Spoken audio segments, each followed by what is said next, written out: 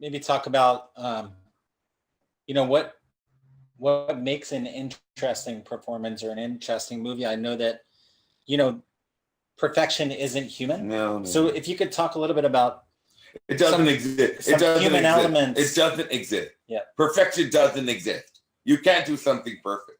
You can do it good. You can do it well for that moment. And the moment you stop, you're going to be different the next moment. You can't hold those performances. You can't hold those moments because you squeeze them dry. You go to the same place and you release. You go to the same place and you release. You see the images, you do the same thing, and you leave. Stella used to tell me, Arthur, you've got to look at your plate. And I had a plate of food. She said, turn it. Okay, turn it again. I turn it. So sometimes you can start from the peas. Sometimes you can start from the potato. Sometimes you can start with the meat. Right. Does that make sense? Yeah. But every time you turn your plate, it's going to be different. Look at your plate differently, Arthur. Yeah. And I went, oh, okay, Miss Adler. And I had no idea what she was talking about. Half of the stuff she told me, I didn't understand until I'm teaching all of you now. There are moments I sit in class and I go, that's what she was saying. This woman knew I was going to teach. Yeah. This woman told me I was going to have a theater. I said, no, I don't want to teach. And I'll never have a theater. I didn't want it. I didn't want to teach. I thought losers teach. Teaching acting. I don't want to be that. I didn't know that it was going to ignite me. I didn't know a theater was going to change my life. Yeah. I didn't know how that was. And I didn't know how to change my life. I had to learn how to shut up and hang on. She said, don't ever call the theater Arthur Mendoza anything. And I said, all right, you want me to have a theater and it can't be my name. How are people going to find me? And she laughed and she put her hand on my forehead and said, they'll find you, darling. The ones that are supposed to find you will find you. And hell, if she wasn't right, I wish the more would find you. I got plenty. I got interesting ones. Yeah. Yeah, I got interesting, rock hard granite that turns into, I keep shaving it for it to be a diamond. All of them. I want all these diamonds in the rough. Maybe talk about why an actor going after something to do a good job can constrict its flow. Awful. Yeah. You can't go do a good job. You can't. I'm going to get vulgar.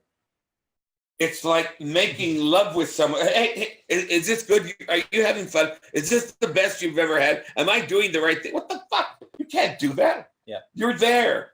Settle in. Try some stuff. But you can't.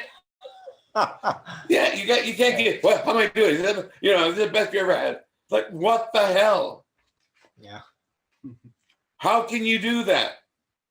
You can't go in, I'm going to knock it out of the park. Jason Momoa, we did his audition for Game of Thrones. He called me and said, I got it. I said, what?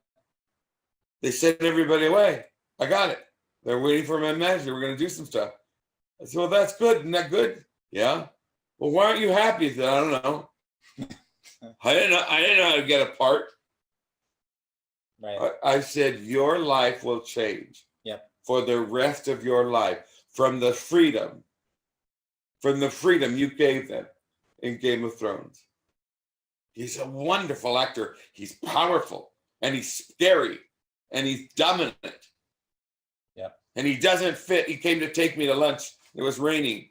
And he had a hat like Raiders of the Ark. And he can't wear coats because he's too big. So he had this big Indian blanket. And this is an area where my brother lives. It's a real white. And it's a nice little, Nichols little place. And he walks in with this big and this voice. And she said, how many? There'll be two. Me and him. And everybody looked like, they hold their handbags. This guy gonna, and she said, well, it'll be 20 minutes. No, we're going to go somewhere else. And you heard his voice and we walked out. Is that all right? I said, yeah, we'll go over here. And he took up a whole booth with his arms. Yeah. And we talked some things over. He's definitely a big guy. I adore him. Yeah. I adore him. And I adore him because he's fearless. I adore him because he's fearless. Yeah. And he doesn't question himself. Neither does Benicio. They're wild. And people go, what am I going to do with them? Just stay out of their way. Let them do their work. Yeah. Is that okay? Was that okay? Then you can tell them later. But you've got to have the freedom. You've got to have you can't have the restriction of your creativity. When an actor approaches a scene or their work, what's a way for them to really just let the flow and don't look at the words. Yeah. Don't look at the words. Look at what's going on in the scene. You're going to have the piece of paper in your audition. You know, they say they need, I don't know, whatever you need. Do not memorize it because you'll kill it. You don't know Say it. that again? Do not memorize the audition. Because you'll kill it. Not in a good way. No, not in a good way. You'll do the words perfect. You'll do the words perfect. You'll do the words perfect. Oh, and then you're thinking of work. You got, they didn't hire you. You got the paper. Yeah. Learn it. Learn some of it. Learn the sequence. Learn what's going on in the scene. Learn what's going on in the scene. Stella has a wonderful exercise to chat, to argue, to discuss, to fight. What are they doing? Is someone fighting? The dialogue will tell you. Yeah. You have a technique. Pick it out. Is there a description? Is it a reminisce? You won't have a reminisce. They don't do those anymore. Actors can't do them. They just do voiceovers. Talk about when they approach a scene or the work as far as the process. What are some ways you've seen actors break the rules, like outside the norm? Because obviously if everyone's doing it the same way, nothing's different. Let me tell you something stupid. Yeah. I auditioned for a part, and the scene had to do with me grabbing the character's earring in the scene. So I was doing this, and the girl backed up because people had kept pulling her earring on. Yeah. They did it. You don't do that. You don't touch the person. You're auditioning. It's make believe. They'll have the real earring and blood when you do it. Don't be stupid. Yep. And guys like to do something different. You know, one guy used to take off his shirt all the time. And I told him, you know what? That's a good idea because it seems to me that's all you've got.